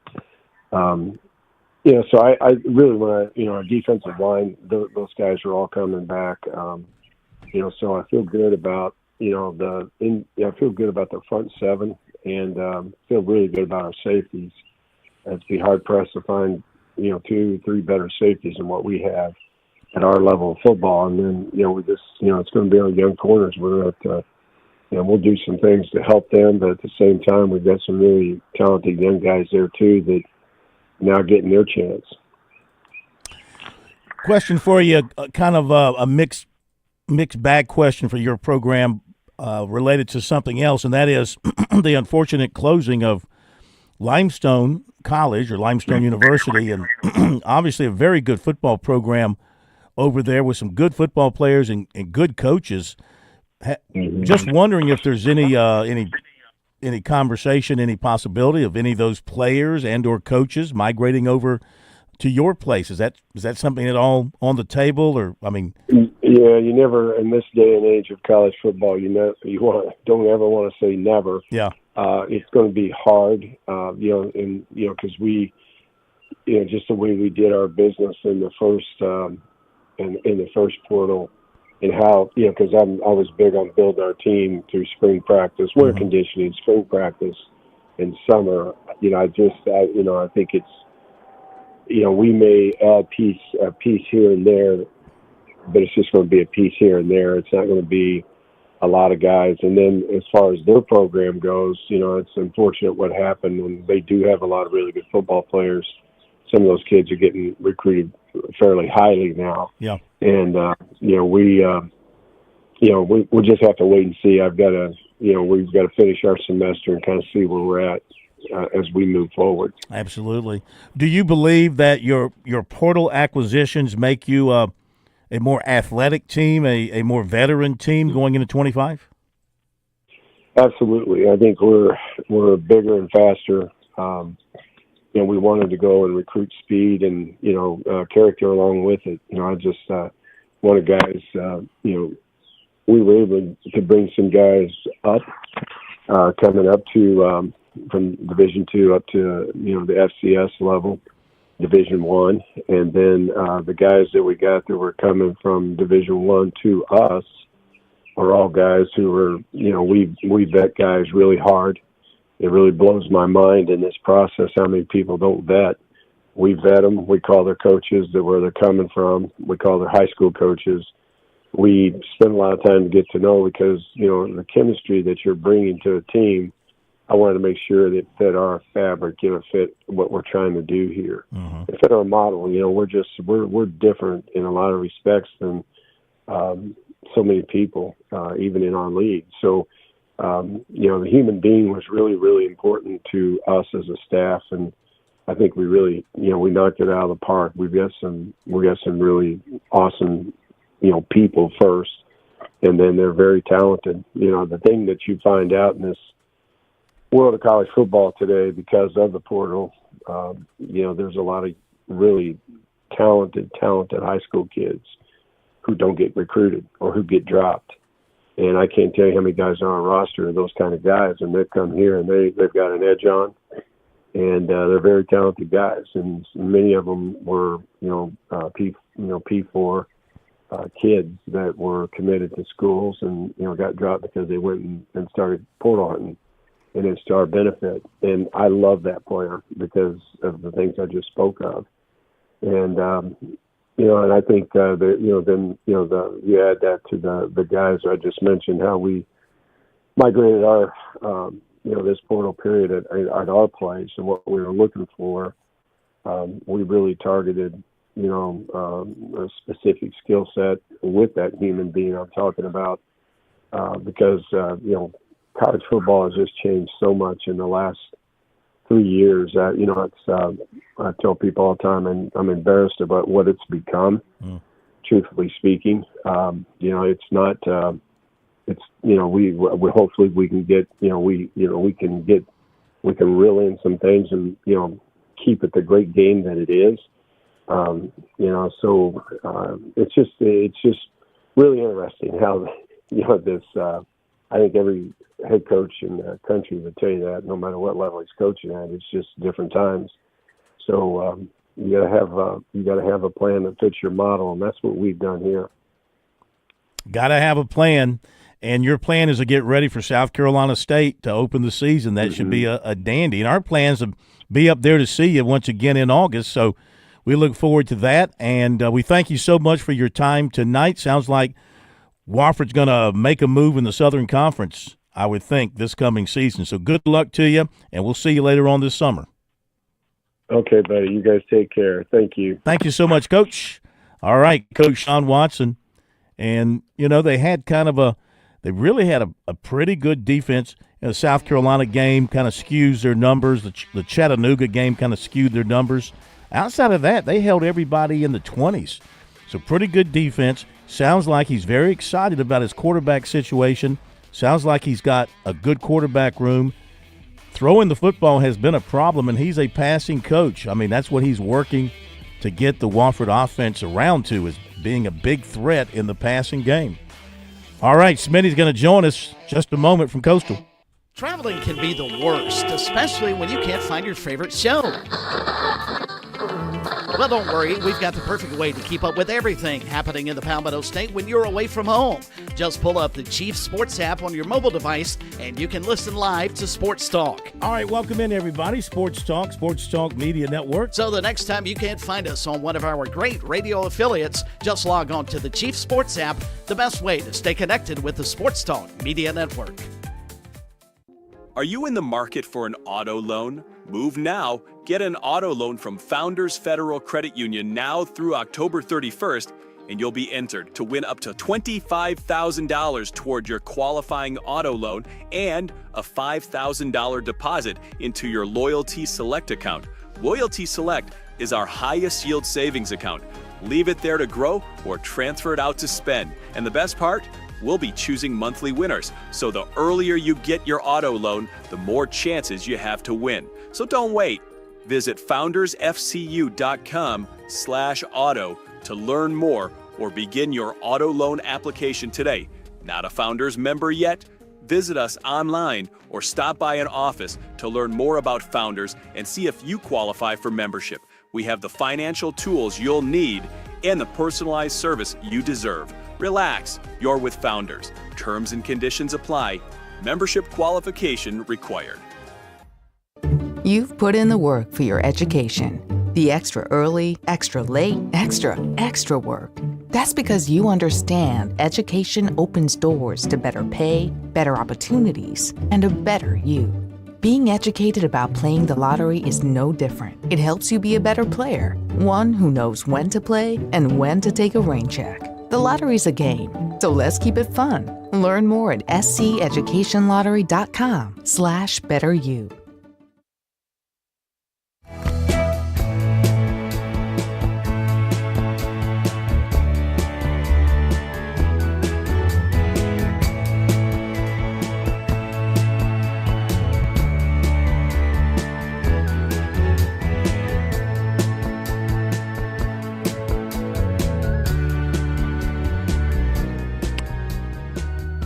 Thanks again to Coach Sean Watson for being with us tonight right here on Sports Talk. When am I seeing this? This is, that's Cornell.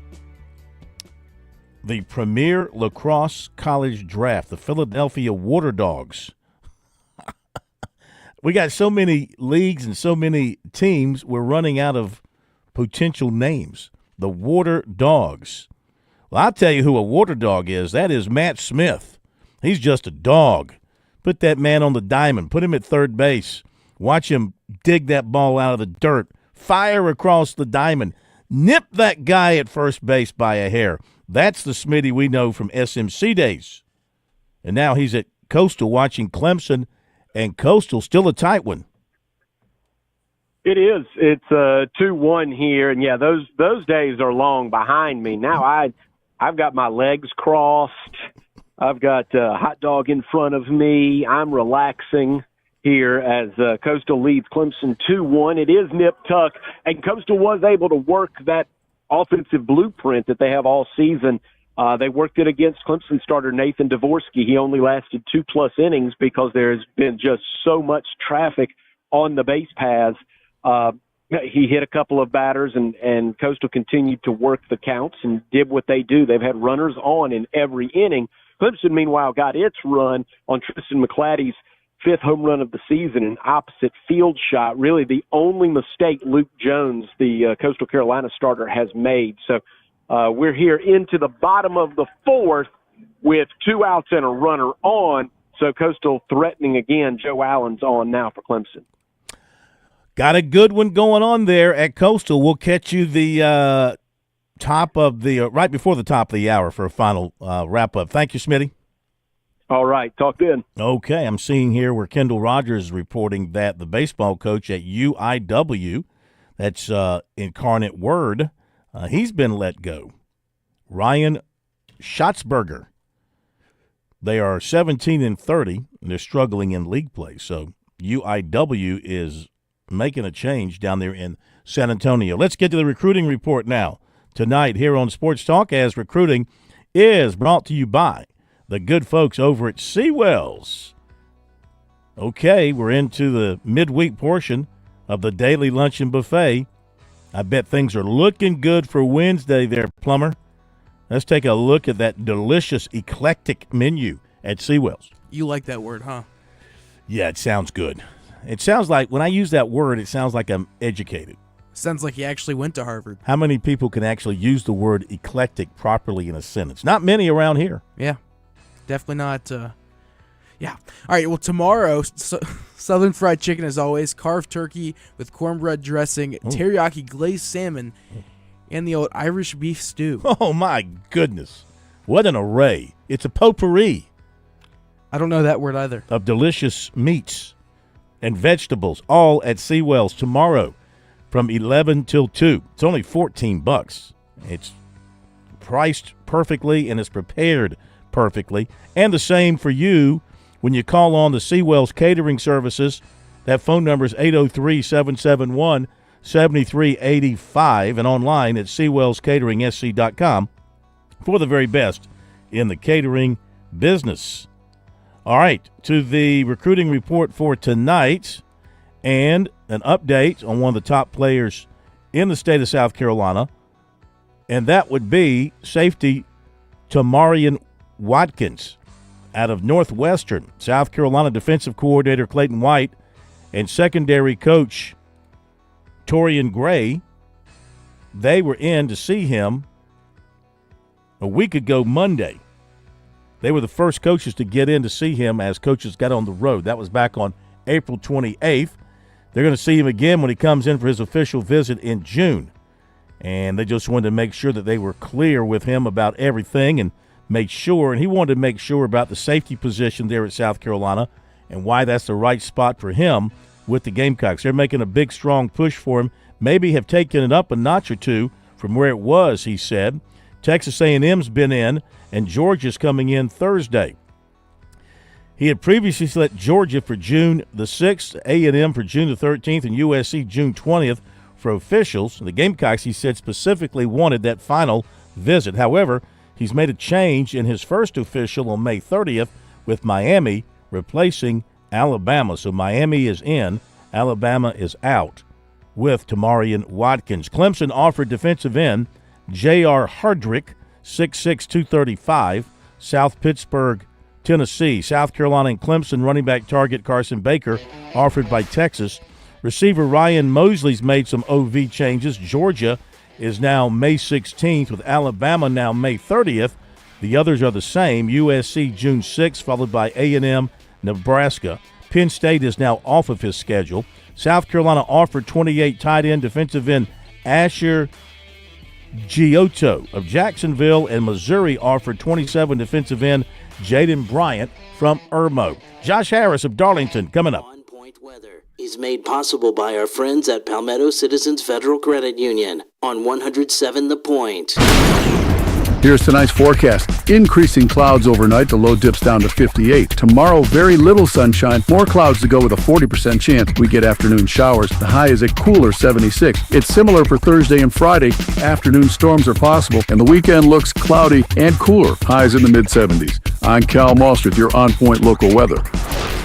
Hey, honey, did you hear that Walgreens is closing right around the corner? Yes, Sue used to get her meds there. I told her she has to try Triangle Pharmacy now. They've always been good to us. Plus, we never have to wait around in long lines, and they deliver. It was so easy when we transferred last year. All we did was call, and Robbie and Isha took care of everything. With all these chain stores closing, I'm so glad that we have a reliable local pharmacy. Triangle Pharmacy, still local since 1953. Come see us at 1239 D Avenue or visit trianglepharmacysc.com for more info. With SRN News, I'm Keith Peters in Washington. The Supreme Court is allowing President Trump's administration to enforce a ban on transgender people in the military while legal challenges proceed. The High Court acted Tuesday in the dispute over a policy that presumptively disqualifies transgender people from military service. The court's 3 liberal justices said they would have kept the policy on hold. Pakistan says India has fired missiles across the border into Pakistani-controlled territory, striking at least 3 locations, killing a child and wounding 2 other people. India said Wednesday it was targeting infrastructure used by militants. Tensions have soared between the nuclear-armed neighbors since last month's militant attack on tourists in the Indian-controlled portion of Kashmir. On Wall Street, the Dow down by 389 points. This is SRN News. Hey, it's Kev. I'm hanging out with Ken, the owner of Broker Solar, a local company. Now, Ken, I know you have some solar pet peeves. These national guys, they're just not very honest. One of the common myths in the solar industry is that you can get solar for free or some kind of government-paid solar, and that's simply not the truth. What you can get is a solid investment that has tax credits that will pay you back for years to come. That's one of the things that we promote at Broker Solar is proper education in what solar is and how you can take advantage of the incentives that are out there, local and federal. Tell me more about these tax credits. There's currently a huge federal tax credit that gets you a third of the system cost back. And on top of that, the state of South Carolina, we're lucky enough to have an extra 25% of that solar system cost come back to you in the form of tax credits, totaling for a 55% discount on your solar system back in tax credits. Call Broker Solar. Call them now, 803-807-7417 or online, brokersolar.com. Dave Ramsey here. Do you want your money to work for you rather than you working for your money? Go see my friends at Palmetto Citizens Federal Credit Union. They're not a mega bank and have been serving the Midlands since 1936, offering good old-fashioned customer service and free services. They'll look out for your financial well-being. With 14 locations, check them out today at palmettocitizens.org. Federally insured by the NCUA. If you step out into H&J Cattle's farm, you'll find third-generation farmers upholding the legacy. They embrace sustainability and take immense pride in their craft, raising cattle purely on nature's offerings, without growth hormones, antibiotics, or animal byproducts. The result? Unmatched quality beef that's not just good, it's the best in South Carolina. Experience the distinct flavor of our finest registered Hereford and Wagyu beef. Visit us online at hdjcattle.com or on Instagram and Facebook at H&J Cattle. If you need to hire, it seems like the whole process can be exhausting. You search resumes, wait for the right candidates to apply, set up initial interviews. It's a lot of time and work. Well, what if you could meet with qualified candidates for your job the very next day? Now you can with Zip Intro from ZipRecruiter. And right now, you can try it for free at ZipRecruiter.com/free. Zip Intro is super easy to use. You simply pick a time, and it does all the work of finding and scheduling qualified candidates for you. Then you can choose who you want to talk to and meet with great people on back-to-back video calls as soon as the next day. Best of all, you save time and energy. Try Zip Intro for free right now at this exclusive web address, ZipRecruiter.com/free. Zip Intro. Post jobs today, talk to qualified candidates tomorrow. Once again, go to ZipRecruiter.com/free to try it for free. That's ZipRecruiter.com/free.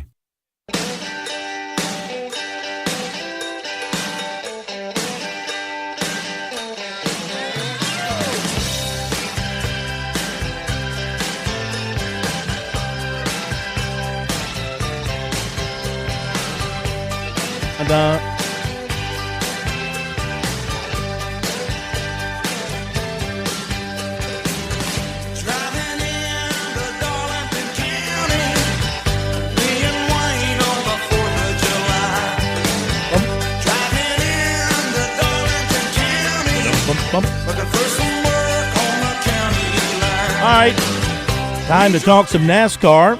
Leave it to NASCAR to make news on a Tuesday.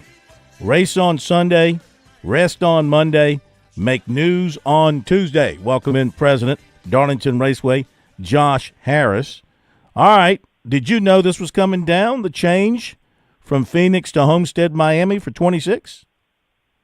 Well, there has been a good bit of chatter about it over the last month or so, and just knowing some of my colleagues down there, had a good feeling that this announcement would be coming soon. Didn't know exactly when they had it planned, but excited for Homestead Miami to get the championship back again in 2026. And then the second part of that announcement today is NASCAR is going to start rotating the championship race around to different markets. So it's exciting to have both of those out. I know Guillermo and the team down there will have about 18 months to get that place ready to go, and it puts on some of the best racing on the circuit for all three series. Yeah. All right. Huge hypothetical here, thinking outside the box. This is probably a never would happen sort of thing, but I'm just thinking outside the box. So, would you ever sacrifice Labor Day Southern 500 to host the end of season championship race? Man, it didn't take two questions to get to that one. That's impressive. Well, I'm a never say never kind of guy, and I think that there would have to be a lot of discussion about that. If certainly the racing here, we feel great about at Darlington. We love the tradition of the Southern 500, and aside from that, I think we have to be cards on the table and open to considering everything. The economic benefits of a championship event to whatever market it goes to are undeniable. So nothing percolating or out there at the moment, but I'm excited just for a number of racetracks, that this kind of opens up the opportunity maybe to have that conversation, and we'll see where it goes. If Ben Kennedy and the team that makes the schedules decide they want to consider Darlington, we'll sit down and have that conversation. But for now, we love opening the playoffs with the Cookout Southern 500 on Labor Day weekend, and looking forward to that later this year. Absolutely. So what are some of the things that they look for in a championship setting for the weekend? What do they want what do they want from the tracks and the track operators to have a championship weekend?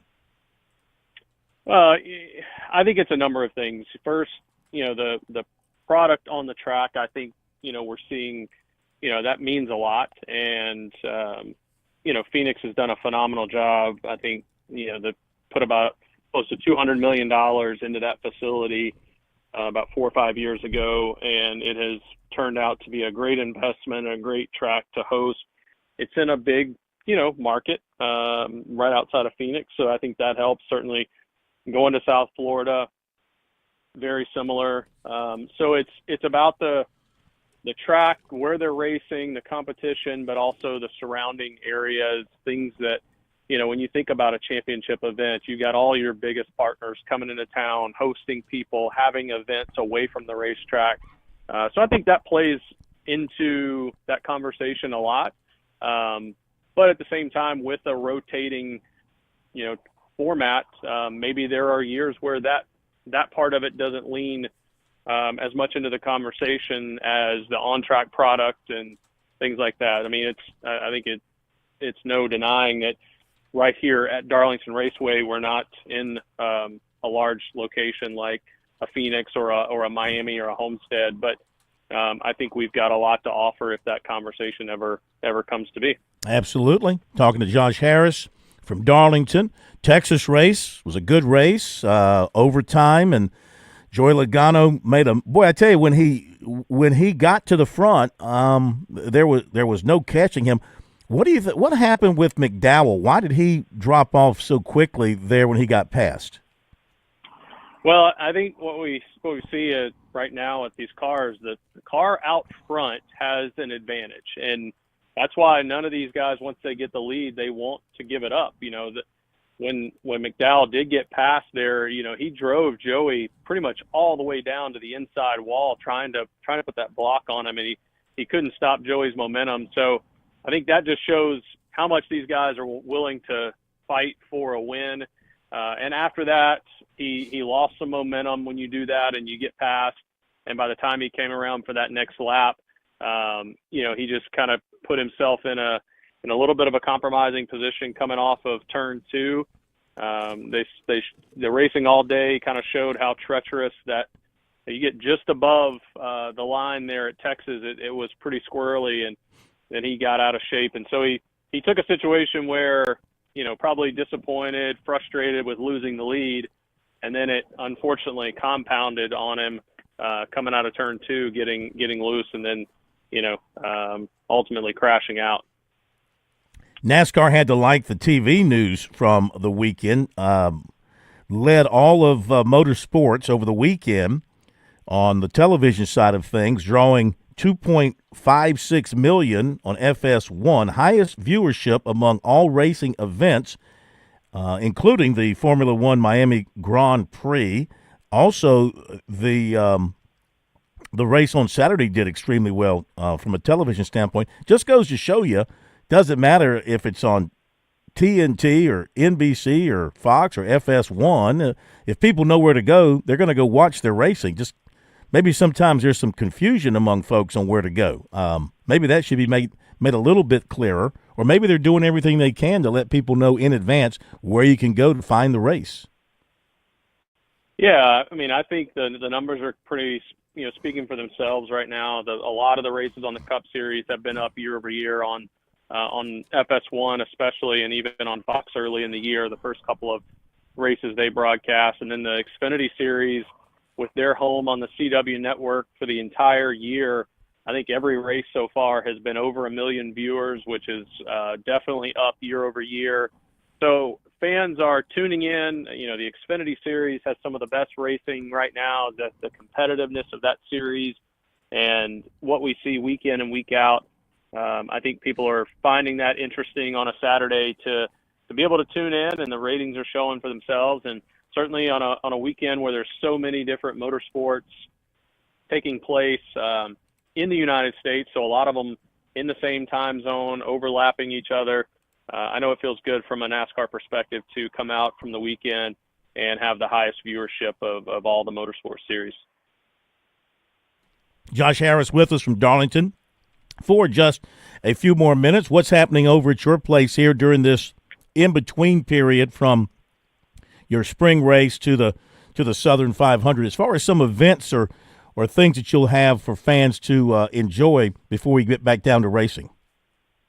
Yeah, this summer we'll have a number of smaller community-type events. Just last week on Thursday evening, we hosted the Taste of Darlington, so a lot of local businesses and restaurants came, set up underneath the Cup Series garage, and we had probably 300 to 400 people that were here. Great time of fellowship and eating some great food from around the area, so that was pretty neat. We're working with a couple of charitable organizations to have some events out here this summer. One Child at a Time will have their annual walk out here this summer. Working on a few other things that haven't quite made pen to paper yet, but I think we're balancing right now, trying to plan some different things to keep us busy through the year as we have that goal set on really celebrating the 75th anniversary of the track and the Southern 500 Labor Day weekend as we get approaching August 30th and 31st. That's awesome. Question for you, too, just going back to the spring race and looking ahead and into the future. So the last of what was sort of the press box area there in turn 3 was no more for the spring race.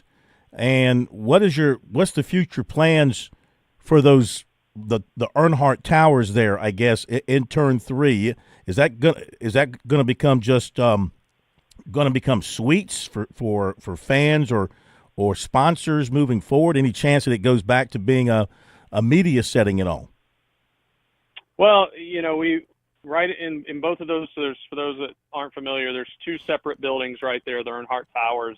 The building that's on the left, if you're looking from the track up to them, is the larger of the 2 buildings. Yep. All 3 floors are different suites, and we utilize those for the track as well as our corporate partners throughout the weekend. On the right-hand side, the building Still 3 levels, slightly smaller footprint on those, but the one that you're referring to was the press box for so long. And unfortunately, what we found is so much of our media contingent was staying around the media center, not going up there nearly as much. And we have some demand from a client entertainment perspective to utilize as much space, and we're so limited on suites here that we made the tough decision to utilize that as a suite going forward. And so we'll see how that works out. I mean, I think that's part of our long-term planning is finding different ways to maximize, folks that want to come out and maybe have a hospitality experience in addition to watching the race. And we've got the Champions Club, the original President Suite in the infield and inside of turn 3. For the Southern 500 weekend, we usually bring in a secondary infield hospitality that fans can buy into on an individual basis. So usually it's all-inclusive food and beverage, pre-race access, a really cool experience. So that's ultimately what led to the press box becoming a suite moving forward. And we'll see, had great response from that so far. And we'll just continue to evaluate those things as we go forward. Yeah, I understand that. Personally, I kind of hate it because Bergie and I enjoyed sitting up there. I enjoyed watching the the races from up there versus being in the infield media center. Does this make Darlington maybe the only? And I don't know all the tracks obviously, but does this make Darlington like the only oval track that doesn't have a press box, an elevated press box to be able to see the race from up above? No, I'm almost certain there's a couple other tracks. I'm pretty sure when Phoenix did their renovation, they actually didn't put in a press box. They converted a small suite into a space after the fact for I think just the championship weekend. But it's like I said, it may not be a permanent thing. We're going to see, but that's one of the reasons why we continue to look at various opportunities to hopefully down the road be able to do some renovations and add some additional hospitality.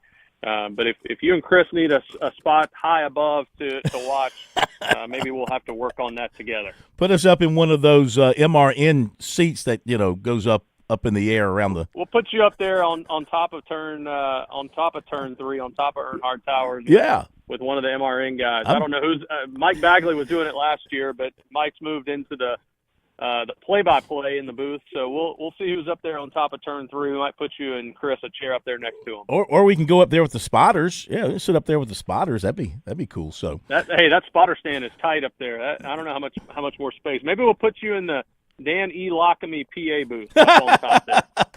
Do I have to dress like him in like canary yellow or whatever it was he likes to wear? Before we let you go, let's sell some tickets because we want Darlington, we want the Southern 500, we want it to be a showcase, and we want it sold out again.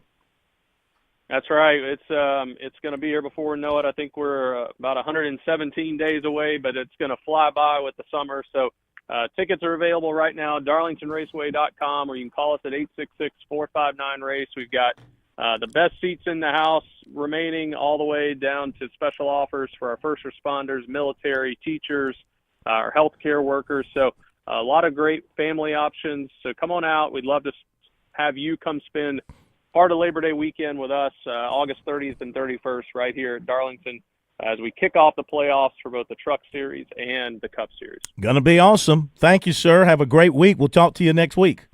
All right. Thanks, guys. Thank you. Always great having Josh Harris with us here on Sports Talk. Great NASCAR talk. 2-2, Coastal and Clemson. They are in the bottom of the 5th. Coastal's got first and second, nobody out. We'll get an update from Smitty after the break.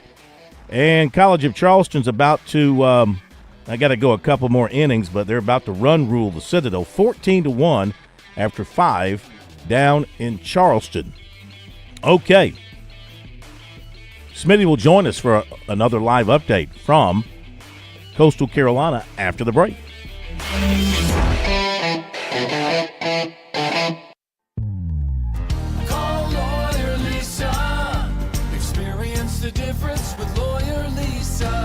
Hi, I'm Lisa Hosseller-Brown. Did you know Lawyer Lisa offers a prevention plan add-on to our services? If you already have a trust or just need some updates, Ask about getting your ducks in a row and getting all of your wishes set out before it's needed. Visit LawyerLisa.com for more information. Call Lawyer Lisa. Experience the difference with Lawyer Lisa. 7511 St. Andrews Road, Irmo, South Carolina.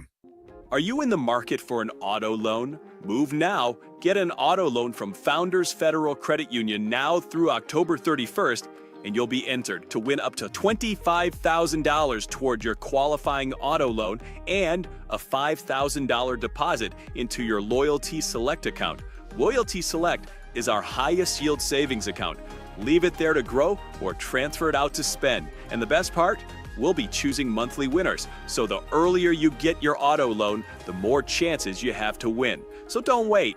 Visit foundersfcu.com/auto to learn more or begin your auto loan application today. Not a Founders member yet? Visit us online or stop by an office to learn more about Founders and see if you qualify for membership. We have the financial tools you'll need and the personalized service you deserve. Relax, you're with Founders. Terms and conditions apply.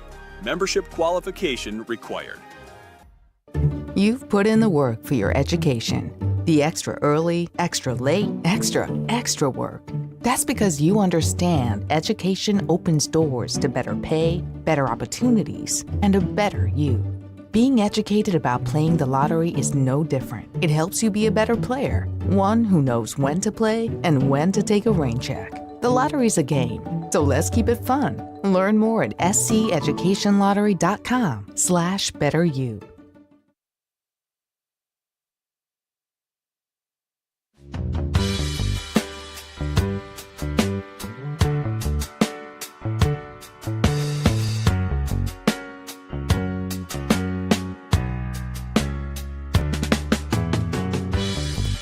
All right, thanks to Josh Harris for being with us. If there's anybody listening to us who's a member of the ASPCA, we have a person here in our studio who was cruel to an animal today. Smitty won't like this either.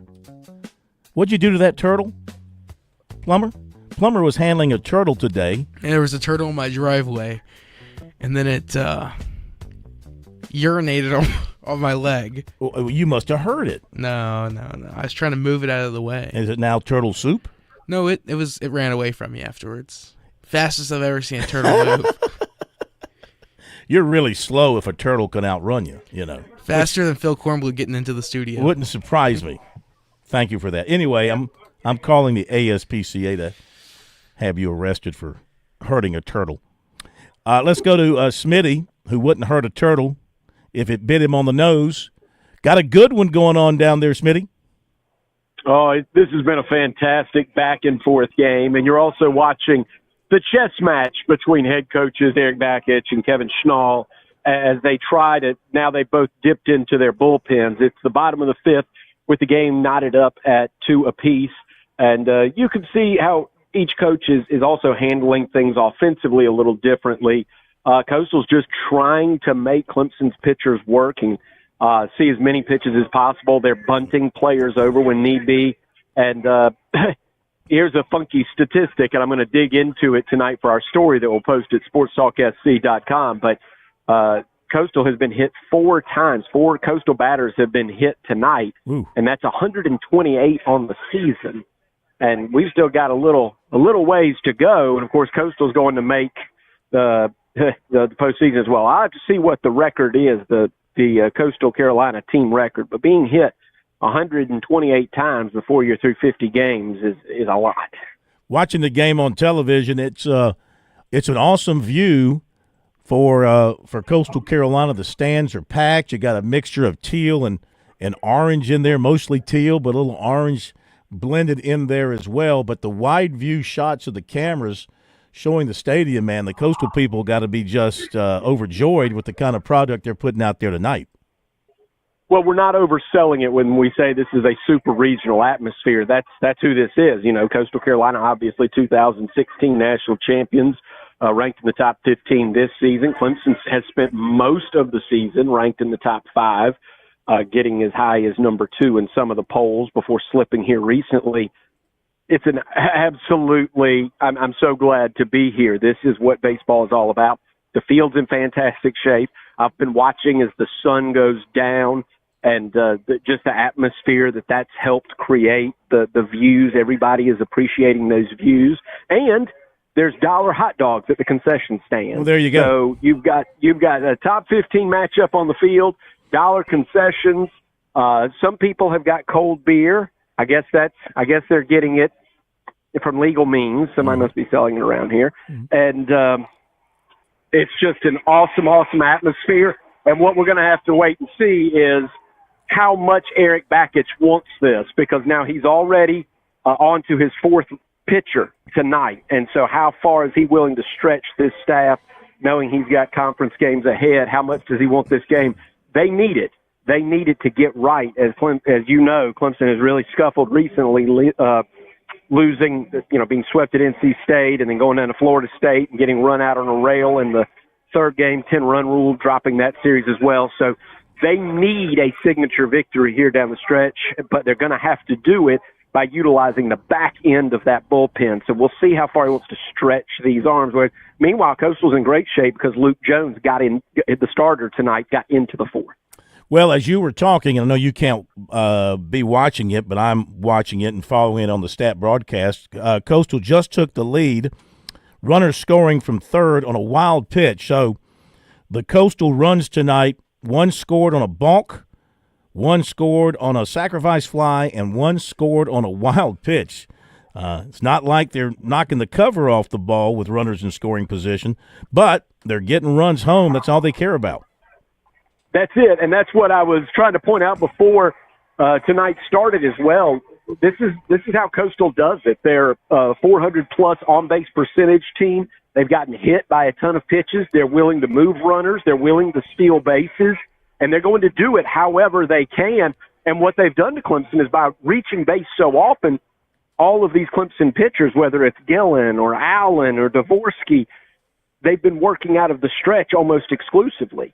So it's put a lot of pressure on Clemson's defense, a lot of pressure on the pitchers, and this is how Coastal does things, and they're legit. And look, we all knew this before tonight. Coastal Carolina, the program's legit. This team is legit. They're not ham and eggers out there doing this with smoke and mirrors. They are toe-to-toe with Clemson, and they are just as talented and obviously one of the best teams in the country, and we'll see which one of these talented teams comes on top here in the next hour and a half or so. Well, as you were talking, Ty Dooley just dropped a single into right to score another run, so it's 4-2. Coastal Carolina, 2 out, runners on first, bottom of 5. We'll let you go get one of those cold ones or whatever and enjoy the rest of the ball game. Remind folks to follow you on our X, SC Sports Now, SC Sports Now, and also post-game wrap-up at SportsTalkSC.com. Thank you, Smitty. Thanks, guys. Matt Smith from Coastal Carolina. Meantime, College of Charleston thumping the Citadel. It's 14-1. They're in the middle of the 6th. Wofford on top of Presbyterian, 7-2, bottom of the 7th. North Carolina leads Campbell after 6, 5-1. Vanderbilt and Louisville, they're 1-1, bottom of the 3rd. All right, that is going to do it for us tonight. We have enjoyed it. Appreciate Coach Watson being on with us. Good stuff from Paul Maneri from earlier today. I thought that he spoke truthfully. I thought he spoke forcefully, pointedly. And you know what? I think the man's track record speaks for itself. Rushing to judgment here would be rushing to the wrong judgment would be, I think, a poor decision by anybody at South Carolina if that were to happen. We'll pick it up tomorrow night.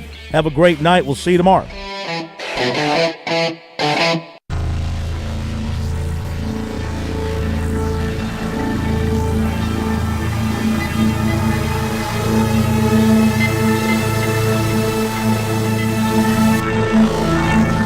WQXL Columbia, W264DF.